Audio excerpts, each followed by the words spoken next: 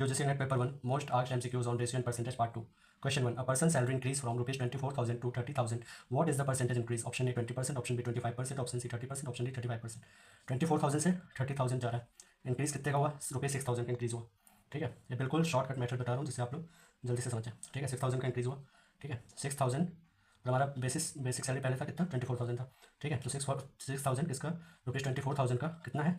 1/4 है। ठीक है, 1/4 है, मतलब 25% है। ठीक है, हमें पता होगा कि हम 1/4 को 25% बोलते हैं। ठीक है, तो कितना परसेंट इंक्रीज़ हुआ? 25%। ऑप्शन बी करेक्ट होगा। बिल्कुल सिंपल मेथड से बताया हूँ। Question 2. Income increase in the ratio 4:5 by what percentage has it increase? ये क्वेश्चन 1 से रेजोनेट करता है थोड़ा। ऑप्शन ए है 20%, option B 25%, option C 30%, option D 40%। ठीक है, इनकम इंक्रीज हो रही है 4:5 हो रही है, मतलब 4 थी मान लो पहले और अब 5 हो रही है। ठीक है, तो यहाँ पे हम फॉर्मूला से बहुत जल्दी कैलकुलेट कर सकते हैं। आओ समझते कैसे। एज्यूम करते हैं, ठीक है, कि ए है 4, ए इज इक्वल टू 4, ए 4 मान लेते हैं और बी को 5 मान लेते हैं। ठीक है, ये एज्यूम कर लिया हमने। ठीक है, रेशियो बना क्या? A:4 बोलो या 4:5, बात एक ही है। A:B बोलो या 4:5, सॉरी। ठीक है, बात एक ही है। ओके, तो यहाँ पे परसेंटेज इंक्रीज का फॉर्मूला लगेगा।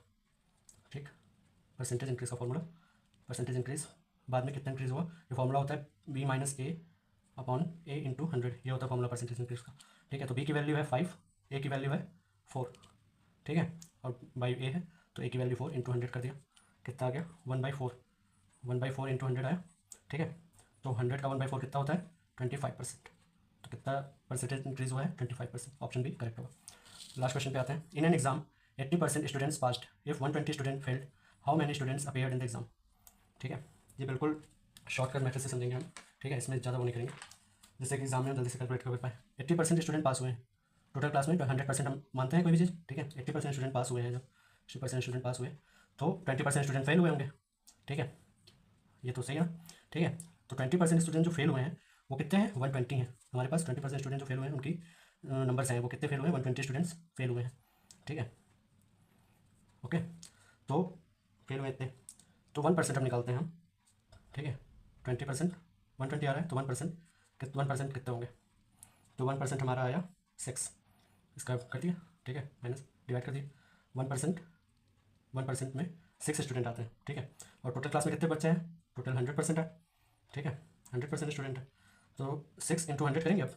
ठीक है, 1% जब 6 होता है तो 100% में 6 इंटू 100 करेंगे तो पता लग जाएगा कि 100% स्टूडेंट कितने हुए।